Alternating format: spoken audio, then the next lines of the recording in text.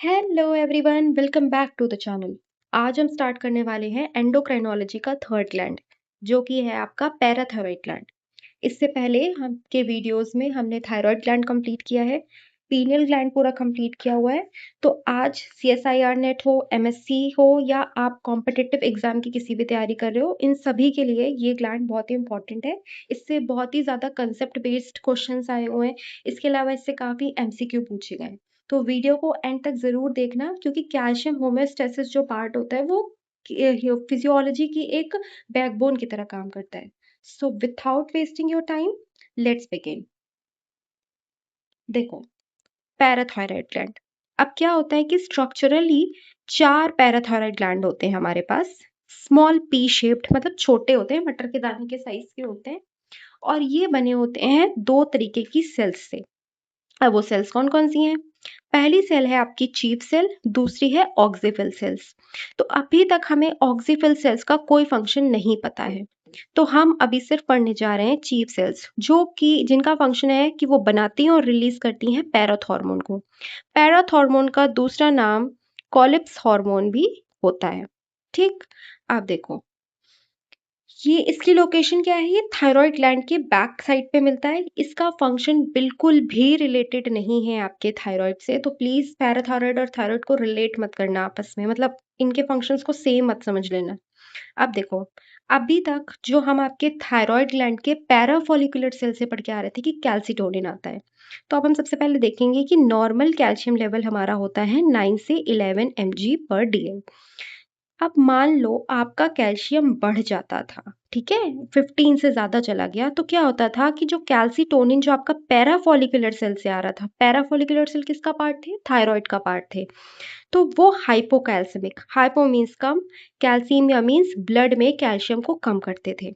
ठीक है, तो यहाँ पर जैसे ही आपका कैल्शियम बढ़ा, तो कैल्सिटोनिन आता था और वो आपकी ऑस्टियोब्लास्ट की एक्टिविटी को बढ़ाता था। देखो, अभी इसी पेज पे ये चीज़ है, तो अब देखो, यहाँ पर कैल्शियम, जब जैसे ही आपका कैल्शियम बढ़ा, इसने क्या किया? ऑस्टियोब्लास्ट की एक्टिविटी को बढ़ाया।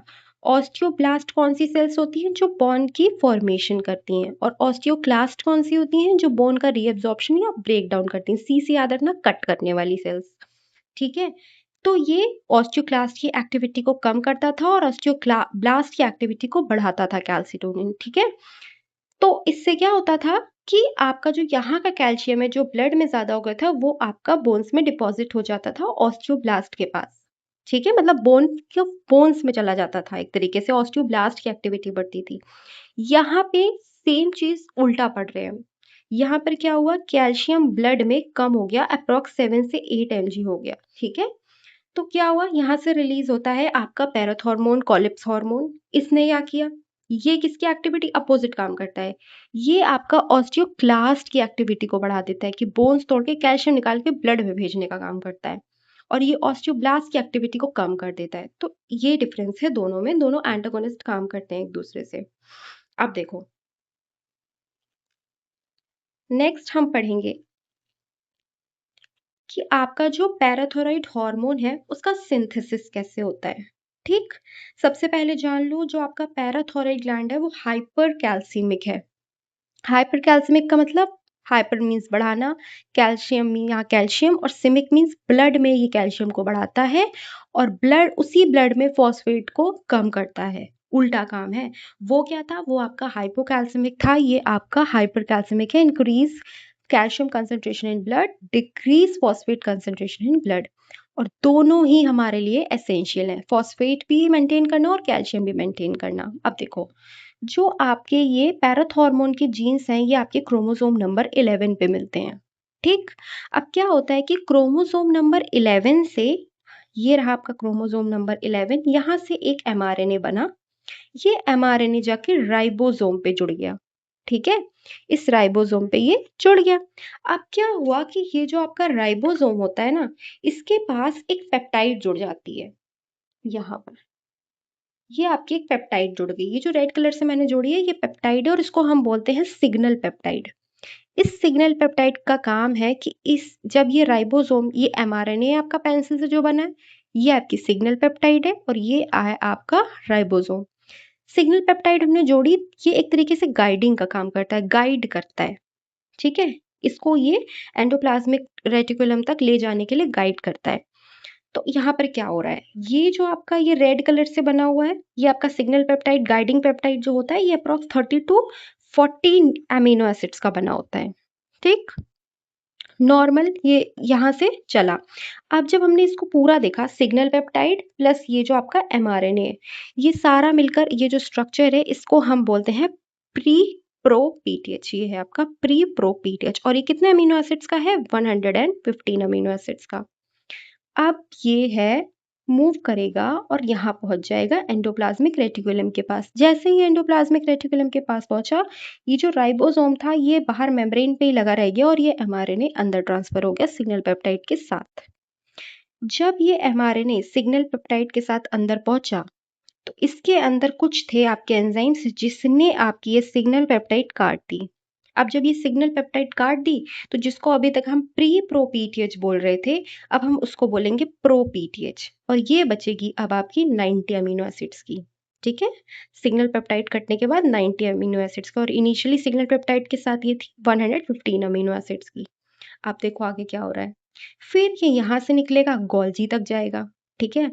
गोल्जी में हो रही थी इसकी पैकेजिंग, ठीक? गोल्जी क्यों गया गोल्जी में? पैकेजिंग के लिए गया। जब ये वेसिकल्स में पहुंच गया, तो अब क्या होगा, ये जो आपका यहाँ पर अभी तक का 90 अमीनो एसिड्स का स्ट्रक्चर था, इसमें से 6 अमीनो एसिड्स और कट जाते हैं, तो आपका बन जाता है पीटीएच और ये कितने लेंथ का होता है? 84 अमीनो एसिड्स का। तो 115 अमीनो एसिड्स का प्री प्रो पीटीएच, फिर 90 अमीनो एसिड्स का प्रो पीटीएच और 84 अमीनो एसिड्स का पीटीएच। तो अब याद रखना, पीटीएच होता है आपका 84 अमीनो एसिड्स का।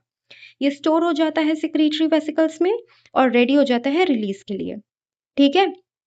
अब क्या होता है, ये जो चीफ सेल्स होती हैं ना, इनके पास होते हैं आपके कैल्शियम सेंसिंग रिसेप्टर्स, जो कि क्या करते हैं, कैल्शियम को सेंस कर लेते हैं। जब ब्लड में कैल्शियम कम होता है, तो ये पीटीएच एग्जैक्टली बाहर रिलीज हो जाता है। अब एक डिफरेंस बहुत ही माइन्यूट जो अक्सर लोग गलत कर देते हैं, याद रखना। आपने अभी तक ये फॉलिकुलर सेल्स जब पढ़ा था लास्ट, तो आपने पढ़ा था कि ये जो आपके पैराफॉलिकुलर सेल्स होते हैं, इससे कैल्सिटोनिन आता है, इसमें 32 अमीनो एसिड्स का होता है और इसमें डाइसल्फाइड बॉन्ड होता है, ठीक है? 32 amino acids with disulphide bond. पर आपका जो ये जो आपका पैराथॉरॉइड है, पैराथॉर्मोन है, इसमें क्या होता है, ये आपका 84 अमीनो एसिड्स का है और ये है आपका, यहाँ पर इसमें कोई भी डाइसल्फाइड बॉन्ड्स नहीं है। तो ये एक कंफ्यूजिंग टाइप का बात बन जाती है, मे भी कंफ्यूज हो जाओ। तो इसमें कोई भी डाइसल्फाइड बॉन्ड नहीं है, वो 32 अमीनो एसिड्स वाले में डाइसल्फाइड बॉन्ड है और ये 84 अमीनो एसिड्स का है, इसमें कोई भी डाइसल्फाइड बॉन्ड नहीं है। तो अब हम नेक्स्ट पार्ट पे चल रहे हैं कि ये काम कैसे करता है, इसका मैकेनिज्म ऑफ एक्शन क्या होता है। तो इसमें क्या होता है कि मैंने पहले ही बताया था कि ये जो होता है, ये आपके ब्लड में कैल्शियम के लेवल को बढ़ाता है। यानी कि एक्टिविटी किसकी बढ़नी चाहिए? ऑस्टियोक्लास्ट की बढ़नी चाहिए, ताकि वो बोन्स से आपकी कैल्शियम को खींच के अपने ब्लड में लाए, ठीक है? तो ऑस्टियोक्लास्ट की एक्टिविटी बढ़नी चाहिए थी। पर अभी यहाँ पे एक प्रॉब्लम आ जाती है कि ये जो आपका पैराथ हार्मोन होता है, इसके रिसेप्टर्स आपके ऑस्टियोक्लास्ट पे है ही नहीं। तो अब काम कैसे करेगा ऑस्टियोक्लास्ट? तो इसके लिए क्या होता है कि जो पीटीएच होता है, पीटीएच के रिसेप्टर्स होते हैं आपके ऑस्टियोब्लास्ट पे, और ऑस्टियोब्लास्ट आपकी क्या थी? बोन्स को फॉर्म करने वाली, यानी कि वो तो कैल्शियम उठाने लगेगी ब्लड से। तो इसमें क्या होता है कि ऑस्टियोब्लास्ट पे जाके पीटीएच बाइंड करता है सबसे पहले, ठीक है? ऑस्टियोब्लास्ट आता है पीटीएच आता है, ऑस्टियोब्लास्ट पे बाइंड करता है और जैसे ही ये बाइंडिंग होती है, वहां से एक मॉलिक्यूल रिलीज होता है जिसका नाम होता है RANKL, receptor activator of nuclear factor K B ligand. ये इसका फुल फॉर्म है और ये प्रोटीन बाहर या मॉलिक्यूल बाहर रिलीज होता है फ्रॉम ऑस्टियोब्लास्ट जब इस पे आकर पीटीएच बाइंड करता है। रिसेप्टर्स इसके पीटीएच के ऑस्टियोब्लास्ट पे, जैसे ये बाइंड करता है, यहाँ से ये प्रोटीन निकला। अब इस प्रोटीन के जो रिसेप्टर है वो हैं आपके ऑस्टियोक्लास्ट पे। अब क्या हुआ, रैंकल आया था ऑस्टियोब्लास्ट पे और बाइंड कर गया रैंक रिसेप्टर पे जो कि ऑस्टियोक्लास्ट पे थे, और जैसे ही इस रैंकल की और रैंक रिसेप्टर की ऑस्टियोक्लास्ट पे बाइंडिंग होती है, वैसे ही आपके ऑस्टियोक्लास्ट एक्टिव हो जाते हैं और जो कैल्शियम है वो रिलीज होना शुरू हो जाता है ब्लड में, जिससे कि आपका आपका जो ब्लड कैल्शियम लेवल है वो बढ़ जाता है। तो यानी कि in the presence of PTH no direct role of osteoclast by receptor. ये किसके थ्रू काम कर रहा है? ऑस्टियोब्लास्ट के थ्रू काम कर रहा है। पीटीएच ऑस्टियोब्लास्ट में बाइंड करता है, फिर रैंकल प्रोटीन निकलता है, फिर रैंकल प्रोटीन जाके रैंक रिसेप्टर पे जो कि ऑस्टियोक्लास्ट पे है उस पे बाइंड करता है। तो ऐसे ये फंक्शनिंग आपकी चलती है। तो हम बोल सकते हैं कि जो आपका पीटीएच है और जो आपका कैल्सिटोनिन है वो अपोजिट है, एंटागोनिस्ट है एक दूसरे के। ठीक है, नेक्स्ट पार्ट पे चलते हैं। अब हमें आगे पढ़ना है कि ये जो आपका पीटीएच है ये जीआईटी पे कैसे काम करता है, यहाँ से कैसे कैल्शियम को एब्जॉर्ब कराता है। तो जैसे कि हमने पढ़ा कि ऑस्टियोक्लास्ट पे इसके कोई रिसेप्टर्स नहीं थे, वैसे ही यहाँ पर आपकी जीआईटी पे या आपकी इंटेस्टाइन पे भी पीटीएच के कोई रिसेप्टर्स नहीं होते। तो आखिर ये काम कैसे करता है, कैसे कराता है कैल्शियम एब्जॉर्ब? तो इसकी भी एक प्रोसेस है और वो भी बीच से होती हुई जाती है, मतलब किसी के सहारे से होती है। ठीक है, अब देखो ये कैसे होती है। सबसे पहले ये हम पीछे पढ़ के आए थे ना कि विटामिन D2 D3 में कन्वर्ट होता है पीसीटी में, ये हमने एक्सप्रेशन में पढ़ा था। बट यहाँ पे जो ये वीडियो देख रहे हो उसके लिए मैं फिर से एक्सप्लेन कर रही हूँ। देखो क्या हो रहा है, आपकी स्किन है, ठीक है, आपकी स्किन पे क्या है, एक मॉलिक्यूल प्रेजेंट है जिसका नाम है 7 डिहाइड्रो कोलेस्ट्रॉल। ठीक है, 7 डिहाइड्रो कोलेस्ट्रॉल आपकी स्किन पे है, ये आपकी स्किन है, इस पे है आपका ये 7 डिहाइड्रो कोलेस्ट्रॉल। जैसे ही इस पे सन रेज पड़ेंगी, जैसे ही इस पे सन रेज पड़ेंगी, इट विल कन्वर्ट इनटू कॉलीकैल्सिफेरॉल। ये आपका कॉलीकैल्सिफेरॉल में कन्वर्ट हो जाएगा। ठीक है, अब क्या होगा, ये कॉलीकैल्सिफेरॉल स्किन से अब चला गया कन्वर्ट होने के बाद लिवर में और वहां जाके स्टोर हो गया। ठीक, अब जो आपका ये लिवर था इसके पास एक और एंजाइम था जिसका नाम था 25 हाइड्रोक्सिलेज। ये जो 25 हाइड्रोक्सिलेज है ये क्या करता है, इसको वापस कन्वर्ट कर देता है किसमें, 25 हाइड्रोक्सी कॉलीकैल्सिफेरॉल। ठीक, 25 हाइड्रोक्सी कॉलीकैल्सिफेरॉल, और इसको हम 25 OHCC भी लिखते हैं, बट ये अभी इनएक्टिव फॉर्म है। ये वही विटामिन D2 है जो हमने पढ़ा था स्टोर होती है। अब हम आगे जा रहे हैं। अब जो आपकी 25 हाइड्रोक्सी कॉलीकैल्सिफेरॉल बनी थी या 25 कॉलीकैल्सिफेरॉल बनी थी, ठीक है, वो आपकी पहुंच जाती है किडनी में। ये रही आपकी किडनी और ये रही आपकी 25 हाइड्रोक्सी कॉलीकैल्सिफेरॉल। विटामिन D2 ये इनएक्टिव फॉर्म में है। अब इसके बीच में यहाँ पर लगा हुआ है एक एंजाइम। कौन सा एंजाइम? 1 alpha hydroxylase. और ये तभी एक्टिवेट होता है जब हमारे ब्लड में कैल्शियम का कंसंट्रेशन कम होता है। तो जैसे ही आपका ये विटामिन D2 D3 में कन्वर्ट हुआ, यानी 125 डिहाइड्रोक्सी कॉलीकैल्सिफेरॉल या कैल्सिट्रायोल या विटामिन D3 में कन्वर्ट हुआ, तो अब क्या होगा, ये विटामिन D2 आपका पहुंच जाएगा ब्लड में। ये देखो ये ब्लड में आ गया, सॉरी ये आ गया ब्लड में विटामिन D3। कैल्शियम कम हुआ, पीटीएच रिलीज हुआ, विटामिन D2 तो D3 में कन्वर्ट हो गया। अब यहाँ तक समझना, हम इस वाले ये जो आपका D2 D3 में कन्वर्ट हुआ था इसको हम यहाँ ले आए हैं ब्लड में। अब हम पढ़ेंगे कि कैल्शियम का ट्रांसपोर्ट कैसे हो रहा है।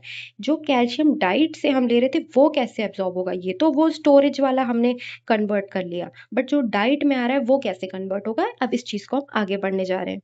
ठीक है, अब देखो क्या हुआ, जैसे ही ये D3 आता है ना, विटामिन D3, ये क्या करता है, ये इसको एक सिग्नल दे देता है। आपकी इंटेस्टाइन की सेल्स हैं ये, इनको सिग्नल दिया इसने, एंटेरोसाइट्स हैं ये आपकी, इनको इसने सिग्नल दिया कि जो आपके रिसेप्टर्स थे ना वो यहाँ अंदर एक वेसिकल पे लगे हुए थे, अंदर थे। इसने इसको दिया सिग्नल कि भाई तुम यहाँ से निकल के एपिकल ल्यूमेन पे लग जाओ। ये एपिकल ल्यूमेन, ये बेसल ल्यूमेन, यहाँ आपकी इंटेस्टाइनल ट्यूब, ये यहाँ पे लगे हुए वेसिकल में लगे हुए ट्रांसपोर्टर्स को बोलता है कि तुम जाके यहाँ लगो। ये यहाँ आके लग गए, जैसे ही सिग्नल मिला विटामिन D3 कन्वर्ट हो गया तो इसने सिग्नल दिया, ये इधर लग गए। अब क्या हुआ, जैसे ही ये लगे, और इसका नाम था TRPV6। क्या नाम था? TRPV6। कैल्शियम की एंट्री कराते हैं फूड से एंट्रोसाइट्स में। फिर यहाँ लगा होता है आपका कैलबिंडिन। कैलबिंडिन पे होती हैं आपकी साइट्स। अब यहाँ पे जो ये कैल्शियम अंदर लाया, इसके ऊपर कैल्शियम लग जाता है, और जैसे ही यहाँ पे दो कैल्शियम बाइंड के ये फ्लिप मार देता है इधर से इधर। तो यानी कि जो कैल्शियम इधर था ये अब इधर आ चुका है। ठीक, अब क्या होगा, फिर इस साइड पे आपके लगे होते हैं NCX। ये 3 नंबर लिखा है, ये 3 नंबर है NCX। NCX क्या कर रहा है कि 3 सोडियम को अंदर ला रहा है और 1 कैल्शियम को बाहर भेज रहा है। ठीक। फिर एक लगा होता है पीएमसीए। ये क्या करता है, पर एटीपी पे 2 कैल्शियम को बाहर भेजता है। तो ऐसे करके जो यहाँ का कैल्शियम है वो भी ब्लड में आने लगता है और आपकी ब्लड में कैल्शियम की कंसंट्रेशन बढ़ जाती है। इसके अलावा जो आपका विटामिन D3 है वो आपको पता होगा कि ये हमेशा हेट्रोडाइमर बनाता है विद RXR। बहुत इंपॉर्टेंट है, याद रखना, हेट्रोडाइमर बनाता है RXR के साथ। Last but not the least, अब हमें पढ़ना है डिसऑर्डर्स। अब इतना पढ़ लिया, डिसऑर्डर्स भी पढ़ के जाओ।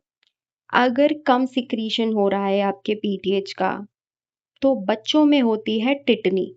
ठीक है, कैल्शियम आयन की डिफिशियंसी है तो क्या हो जाती है, टिटनी। पीटीएच कम, विटामिन डी कम, कैल्शियम कम, तो आपकी जो बोन्स है वो ब्रिटल हो जाएंगी, वीक हो जाएंगी, फ्रेजाइल हो जाएंगी। ठीक। वैसे ही हाइपर, अगर आपका सिक्रीशन ज्यादा हो रहा है, हाइपर सिक्रीशन है पीटीएच का, तो हो रहा है ऑस्टियोपोरोसिस। ठीक। Degeneration of bones. पीटीएच ज्यादा हो गया तो वो बोन से ज्यादा कैल्शियम खींचने लगेगा और बोन्स जो होंगी वो आपकी ज्यादा रीअब्सॉर्ब हो जाएंगी, घट जाएंगी, ब्रिटल हो जाएंगी, उसमें भी ब्रिटल हो जाएंगी। ठीक। अब हम पढ़ेंगे, लास्ट एक पॉइंट है कि अगर 2 पैराथायरॉइड ग्लैंड भी काम कर रहे हैं, 4 होते हैं, 2 भी काम कर रहे हैं, तो भी वो हमें सफिशिएंट पीटीएच प्रोवाइड कर सकते हैं हमारी बॉडी के लिए। तो that's it for the parathyroid gland. इसके अलावा कुछ भी ऐसा नहीं है। अगर वीडियो अच्छा लगा है तो प्लीज़ कमेंट सेक्शन में कमेंट कर देना और मेरे साथ अपने नोट्स बनाते रहना। Till then, meet you in the next video. Thank you so much.